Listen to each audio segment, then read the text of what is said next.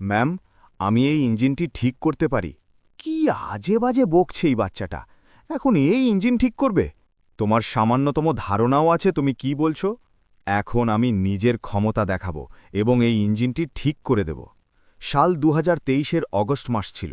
বেঙ্গালুরুর ইলেকট্রনিক সিটির সেই সকালটা কিছু আলাদা ছিল। সাধারণ দিনগুলোতে যেখানে প্রযুক্তি কোম্পানিগুলোর বাইরে কফির সুগন্ধ, গাড়ির সারি আর কর্মচারীদের হাসির শব্দ শোনা যেত, সেদিন সেখানে এক অদ্ভুত নীরবতা বিরাজ করছিল। রাস্তার মাঝখানে কাঁচ আর স্টিলের তৈরি এক বিশাল অট্টালিকা দাঁড়িয়েছিল, যার নাম ছিল আয়ারবর্ত রোবোটিক্স লিমিটেড। এটি সেই কোম্পানি যা ভারতকে আর্টিফিশিয়াল ইন্টেলিজেন্স এবং ইন্ডাস্ট্রিয়াল অটোমেশনের দুনিয়ায় এক নতুন পরিচয় দিয়েছিল। বিশ্বের অনেক দেশে এর মেশিন কাজ করছিল। কিন্তু আজ সেই ইমারতের ভেতরে যেন কিছু একটা মরে গিয়েছিল। গত ১০ দিন ধরে কোম্পানির সবচেয়ে গুরুত্বপূর্ণ এবং দামি প্রজেক্ট পুরোপুরি বন্ধ ছিল। ১২০ কোটি টাকা ব্যয়ে তৈরি হাইড্রোলিঙ্ক H9100 নামের এক বিশাল অটোমেশন মেশিন, যা পুরো প্রজেক্টের মেরুদণ্ড ছিল, হঠাৎ অচল হয়ে গিয়েছিল। এই মেশিনটি বন্ধ হওয়ার সাথে সাথেই পুরো উৎপাদন প্রক্রিয়া থেমে গিয়েছিল। প্রতিদিন প্রায় ৫ কোটি টাকার ক্ষতি হচ্ছিল। ১০ দিনে ২০ কোটির বেশি লোকসান, আর তার চেয়েও বড় ক্ষতি ছিল কোম্পানির সম্মানের। আজ পর্যন্ত আয়ারবর্ত রোবোটিক্সে এমনটা কখনো হয়নি। দেশ ও বিদেশ থেকে বড় বড় ইঞ্জিনিয়ারদের ডাকা হয়েছিল। জার্মানি, জাপান এবং দক্ষিণ কোরিয়া থেকে আসা টিমগুলো মেশিনের প্রতিটি অংশ পরীক্ষা করল। সেন্সর বদলানো হলো, ওয়্যারিং আবার করা হলো, সফটওয়্যার নতুন করে ইনস্টল করা হলো, কিন্তু মেশিন এক চুলও নড়ল না। লাল সতর্ক বার্তা বা ওয়ার্নিং লাইট ক্রমাগত জ্বলছিল, যেন মেশিনটি চুপচাপ কিছু বলতে চাইছিল, কিন্তু কেউ তার ভাষা বুঝতে পারছিল না। গিয়েছিলেন তিনি, কিন্তু আজ তার চোখে আত্মবিশ্বাস নেই। চিন্তা আর ভয় পরিষ্কার দেখা যাচ্ছিল। তিনি রাগের চোটে টেবিলে হাত মারলেন এবং বললেন যে ১০ দিন হয়ে গেল আর এখনও পর্যন্ত মেশিন চালু হলো না। আমরা কি বাচ্চাদের মতো কোম্পানি চালাচ্ছি? রুমে দাঁড়িয়ে থাকা ইঞ্জিনিয়াররা মাথা নিচু করে চুপ ছিলেন। এক সিনিয়র ইঞ্জিনিয়ার কাঁপানো গলায় বললেন যে স্যার, আমরা প্রতিটি সিস্টেম চেক করে নিয়েছি। Sensor, control unit, hydraulic system, software সবকিছুই ঠিক দেখাচ্ছে। অন্য একজন ইঞ্জিনিয়ার জানালেন যে জার্মানির স্পেশাল টিমও ৩ দিন ধরে লেগে আছে, কিন্তু আসল সমস্যা ধরা পড়ছে না। বেদান্ত দীর্ঘশ্বাস ফেললেন। রাগ এখন চিন্তায় বদলে গিয়েছিল। তিনি কড়া গলায় বললেন যে আজ পুরো সিস্টেম আবার শুরু থেকে চেক হবে এবং আজ বিকেল পর্যন্ত রিপোর্ট চাই। মিটিং শেষ হল। বেদান্ত ক্লান্ত পায়ে লিফটের দিকে এগিয়ে গেলেন এবং নিচে এলেন। যেমনই তিনি গেটের কাছে পৌঁছলেন, তার নজর ফুটপাতে বসে থাকা একটি ছেলের ওপর পড়ল। বয়স প্রায় ১৫ বছর, ছেঁড়া কাপড়, হাঁটু পর্যন্ত ধুলোবালি, এক হাতে জুতো পালিশের ব্রাশ আর অন্যদিকে পালিশের বোতল। সে জুতো পালিশ করছিল, কিন্তু তার চোখ জুতোর দিকে ছিল না। সে সামনে দাঁড়িয়ে থাকা আয়ারাভার্থ রোবোটিক্সের উঁচু ইমারতটির দিকে এক নাগাড়ে তাকিয়েছিল, যেন ওই কাঁচের ভেতরে তার কোনো স্বপ্ন বন্দী আছে। ওই ছেলেটির নাম ছিল আরাভ। বেদান্ত তাকে এক পলক দেখলেন এবং তারপর এগিয়ে গেলেন। তিনি কি জানতেন যে এই ছেলেটি কিছু ঘণ্টা পর তার জীবনের সবথেকে বড় মোড় হতে চলেছে? আরাভ প্রতিদিন এখানে আসত। সকালে জুতো পালিশ করত, দুপুরে চা বিক্রেতাকে সাহায্য করত এবং বিকেলে আবার এই জায়গায় বসে থাকত। কিন্তু সে বাকি বাচ্চাদের মতো ছিল না। তার নজর সবসময় কোম্পানির মেশিন সেকশনের দিকে থাকত। আজকেও ভেতরে ইঞ্জিনিয়ারদের দৌড়দৌড়ি চলছিল। অ্যালার্মের শব্দ শোনা যাচ্ছিল। লাল সতর্কবার্তা লাইট এখনও জ্বলছিল। আরাভ ধীরে ধীরে নিজেকেই বলল যে ১০ দিন ধরে মেশিন বন্ধ আছে, কিন্তু এই লোকগুলো ভুল জায়গায় খুঁজছে। আসল সমস্যা তো ব্যাকআপ ইউনিটে আছে। তার গলা এতটা নিচু ছিল যে কেউ শুনতে পারত না, কিন্তু তার মাথা খুব দ্রুত চলছিল। সে জানত যে কেউ তার কথা শুনবে না, কারণ দুনিয়া জুতো পালিশ করা বাচ্চাদের কথা শোনে না। কেউ জানত না যে এই বাচ্চাটি দিনের বেলা রাস্তায় বসে আর রাতে মেশিনের সাথে কথা বলে। কেউ জানত না যে তার জীবন কতটা নিস্তব্ধতায় লড়াই করছে।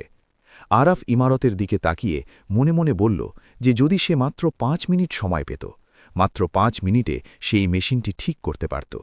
কিন্তু ভাগ্য সবাইকে সরাসরি সুযোগ দেয় না। প্রায়ই সে প্রথমে পরীক্ষা নেয়, এবং আরাবের পরীক্ষা এখন শুরু হতে যাচ্ছিল।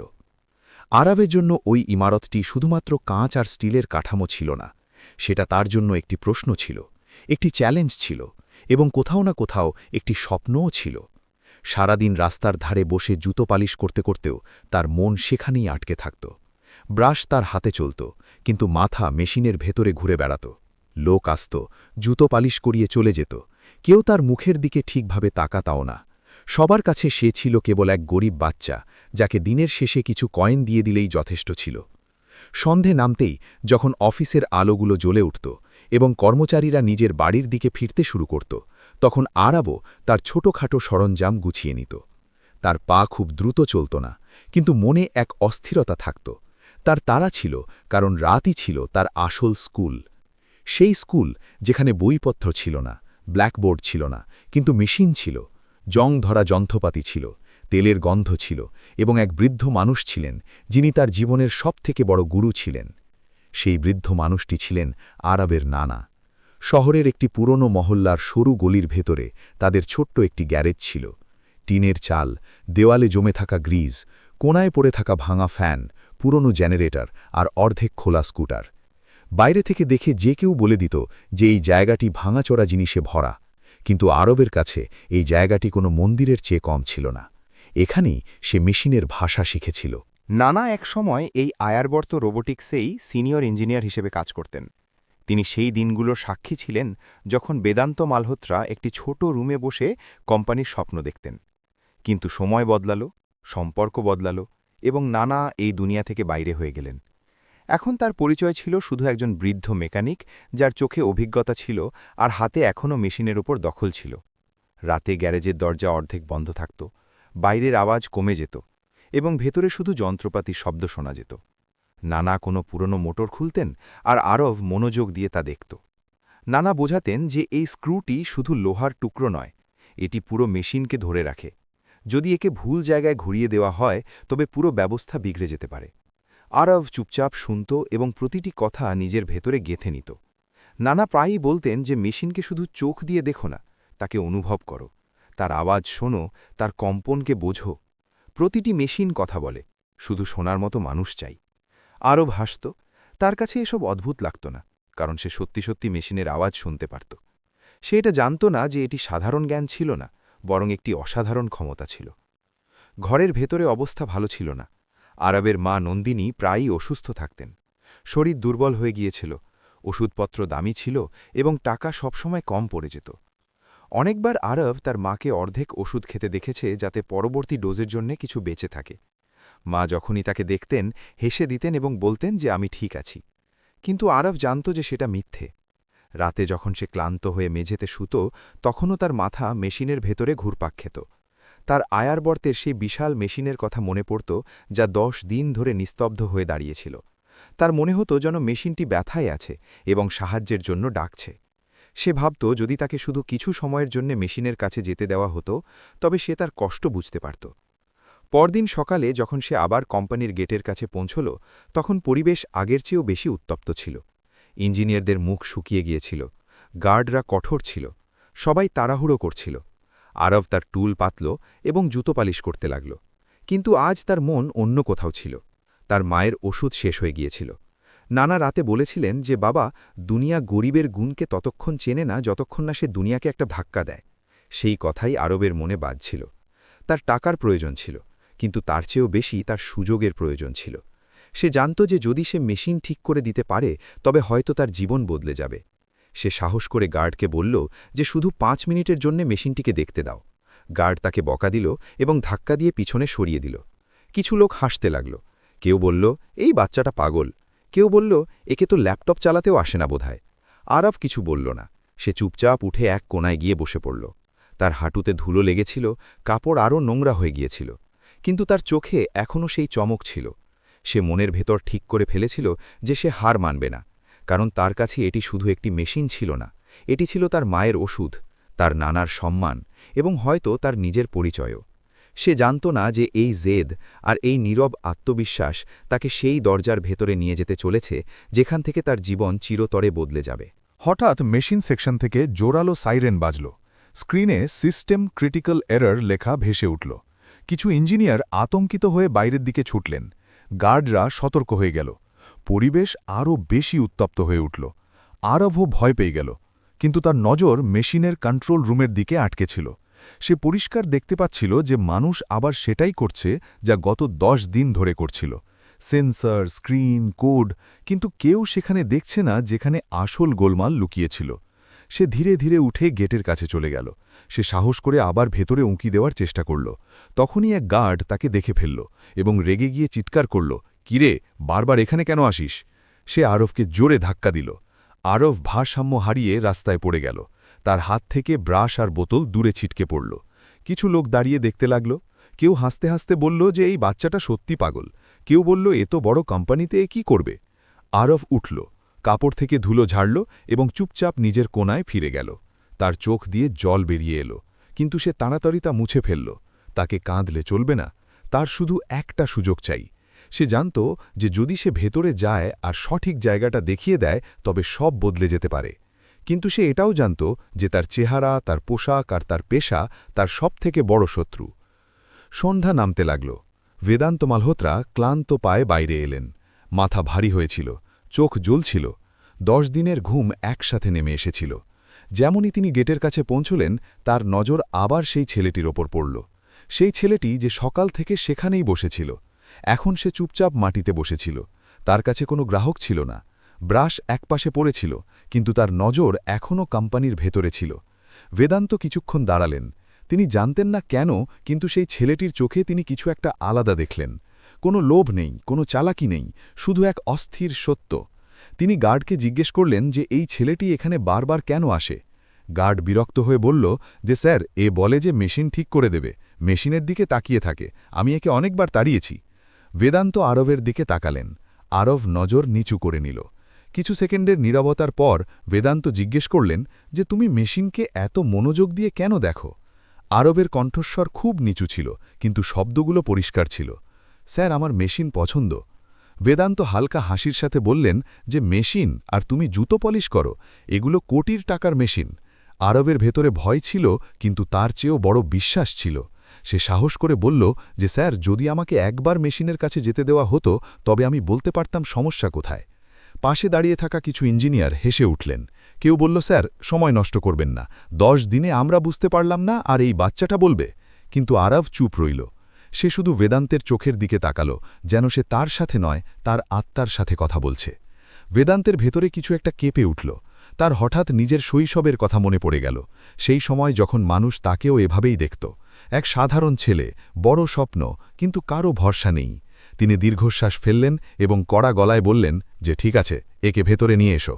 পুরো স্টাফের মধ্যে যেন বিদ্যুৎ খেলে গেল। স্যার, এটা ঠিক নয়, এ বাচ্চা মানুষ, মেশিন বিপজ্জনক। কিন্তু বেদান্ত পরিষ্কার ভাষায় বললেন যে আমি বলেছি একে ভেতরে নিয়ে এসো। আরাফ প্রথমবার সেই গেটের ভেতরে গেল, যা সে মাসখানেক ধরে বাইরে থেকে দেখছিল। প্রতিটি পদক্ষেপের সাথে তার হৃৎপিণ্ড দ্রুত স্পন্দিত হচ্ছিল। মানুষ ফিসফাস করছিল। কেউ তাকে মস্করা ভাবছিল, কেউ বিপদ। কিন্তু আরাফের নজর শুধু এক জায়গায় ছিল, সেই বিশাল মেশিনটির ওপর, সেই হাইড্রোলিঙ্ক H900, যা এখন তার সামনে নিস্তব্ধ হয়ে দাঁড়িয়েছিল। বেদান্ত ইনচার্জকে জিজ্ঞেস করলেন যে মেশিন কেন বন্ধ। ইনচার্জ সেই পুরনো উত্তর দিলেন যে স্যার, প্রযুক্তিগত ত্রুটি আছে, আমরা সব চেক করেছি। বেদান্ত আরাফের দিকে তাকালেন এবং জিজ্ঞেস করলেন যে তুমি জানো এই মেশিন কেন বন্ধ।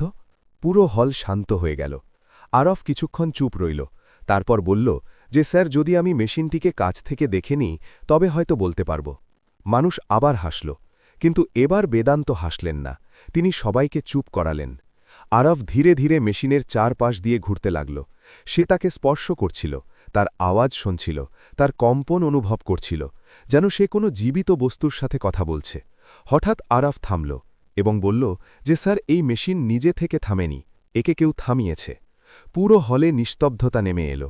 এক ইঞ্জিনিয়ার হাসতে হাসতে বললেন যে এটা বোকামি, মেশিন খারাপ হয়েছে।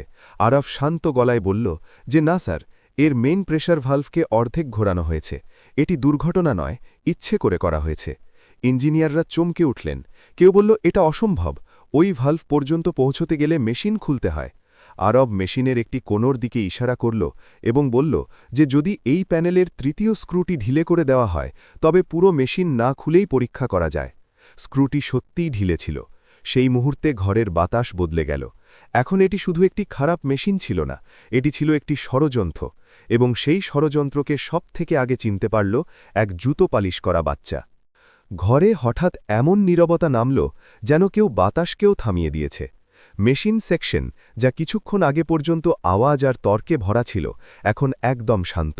সবার নজর কখনো সেই ঢিলে স্ক্রুর দিকে যাচ্ছিল, কখনো আরাজের মুখের দিকে। কারো কাছে বলার মতো শব্দ ছিল না।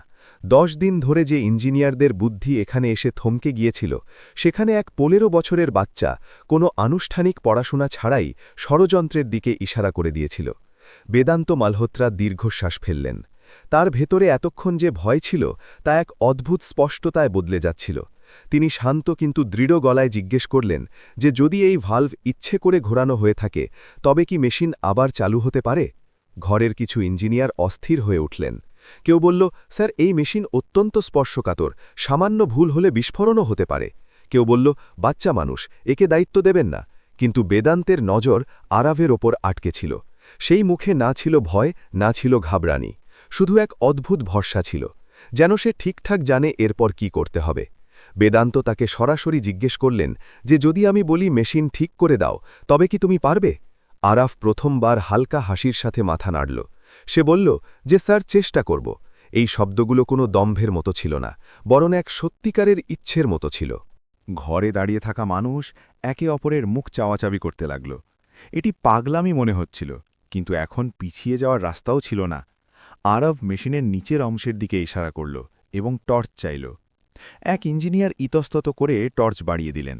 যেমনই আলো ভেতরে পড়ল, আরবের মুখ গম্ভীর হয়ে গেল। সে মনোযোগ দিয়ে দেখল, তারপর কোনো তাড়াহুড়ো ছাড়াই বলল যে এই পাইপটি নিজের জায়গা থেকে কিছুটা সরে গিয়েছে, এই কারণেই প্রেসার ভুল জায়গায় যাচ্ছে।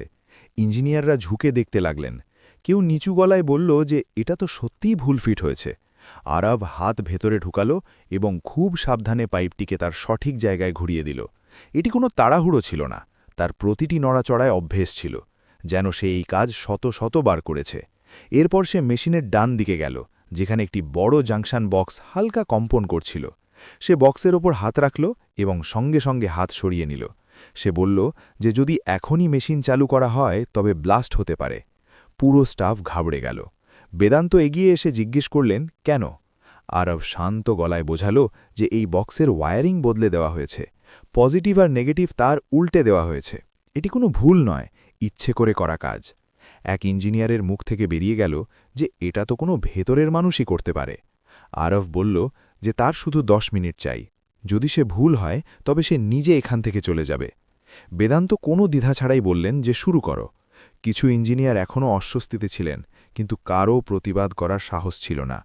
সরঞ্জাম দেওয়া হলো, স্ক্রুড্রাইভার, প্লাস আর ইনসুলেটেড টুলস। আরব সময় নষ্ট না করে কাজ শুরু করল। সে তারগুলোকে চিনছিল যেন তারা তার পুরনো বন্ধু। সে ভুলভাবে জোড়া তারগুলোকে আলাদা করল এবং তারপর সেগুলোকে সঠিক ক্রমে জুড়ে দিল। স্ক্রিনে ডেটা বদলাতে লাগল, প্রেশার লেভেল স্থির হতে লাগল। ঘরে দাঁড়িয়ে থাকা মানুষ শ্বাস বন্ধ করে সব দেখছিল। কারো বিশ্বাস হচ্ছিল না যে এসব একটি বাচ্চার হাতে হচ্ছে। 10 মিনিট পূর্ণ হল। আরব মেশিনের সামনে এসে দাঁড়িয়ে গেল। সে বলল যে এখন একে চালু করা যেতে পারে। কিছু লোক ভয় পেল, কেউ বলল এখনও করবেন না, কিন্তু বেদান্ত কারো কথা শুনলেন না। তিনি আরবের দিকে তাকালেন এবং বললেন যে তুমিই অন করো। আরব ধীরে ধীরে প্রধান বাটনের কাছে গেল। সে এক পলক চোখ বন্ধ করল, যেন মেশিনের কাছে কিছু বলছে। তারপর বাটন টিপল। 1 second, 2 second, 5 second. প্রতিটি সেকেন্ড ভারী মনে হচ্ছিল। হঠাৎ মেশিনের ভেতরে স্পন্দন হল, লাল লাইট বন্ধ হয়ে গেল আর তার জায়গায় সবুজ লাইট জ্বলে উঠল। পুরো মেশিন জেগে উঠল, যেন 10 দিনের ঘুমের পর কেউ তাকে ডাক দিয়েছে। ঘরে শোরগোল পড়ে গেল। কেউ বলল এটা হয়ে গিয়েছে, কেউ তালি বাজালো, কেউ অবিশ্বাসে মাথা নাড়ছিল। কিন্তু বেদান্ত চুপচাপ দাঁড়িয়েছিলেন। তার চোখ ভিজে ছিল আর নজর আরবের উপর আটকে ছিল। তিনি নিচু গলায় বললেন যে তুমি করে দেখিয়েছ। আরব মাথা নিচু করে বলল যে স্যার, আমি কিছু করিনি, মেশিন নিজেই বলছিল যে তার কি কষ্ট হচ্ছে। সেই মুহূর্তে বেদান্ত উপলব্ধি করলেন যে এই বাচ্চাটি শুধু একটি গুণ নয়, বরং একটি গল্প, এমন একটি গল্প যার সত্য এখনও সামনে আসা বাকি। তার মনে একটি প্রশ্ন জোরালো হয়ে উঠল, এই বাচ্চাটি আসলে কে? মেশিন চালু হতেই পুরো হল যেন শ্বাস নিতে লাগল। 10 দিন ধরে যে উত্তেজনা বাতাসে জমেছিল তা এক পলকে ভেঙে গেল। ইঞ্জিনিয়াররা একে অপরের দিকে তাকাচ্ছিলেন, কেউ হাসছিল, কেউ বিশ্বাস করতে পারছিল না। কিছু লোক তালি বাজাচ্ছিল, কেউ মোবাইল বের করে ভিডিও বানাতে লাগল। কিন্তু এই সব শব্দের মাঝে বেদান্ত মালহোত্রা একদম শান্ত দাঁড়িয়েছিলেন। তার নজর কোনো মেশিনের ওপর নয়, সেই রোগা ছেলেটির ওপর আটকে ছিল, যে এইমাত্র তার কোম্পানি নয় বরং তার ভরসা জাগিয়ে দিয়েছিল। আরাভ একটু ঘাবড়ে গিয়েছিল। সে কখনো এত মানুষের সামনে কিছু করেনি। সে বুঝতে পারছিল না যে সে খুশি হবে নাকি ভয় পাবে। সে শুধু সেখানেই দাঁড়িয়েছিল, মাথাটা একটু নিচু করে, যেন সে খুব বড় কোনো কাজ করেনি, শুধু নিজের কর্তব্য পালন করেছে। বেদান্ত ধীরে ধীরে তার কাছে এলেন। তার গলা এখন কড়া ছিল না, তাতে এক অদ্ভুত কোমলতা ছিল। তিনি জিজ্ঞেস করলেন যে, বাবা, তুমি কে?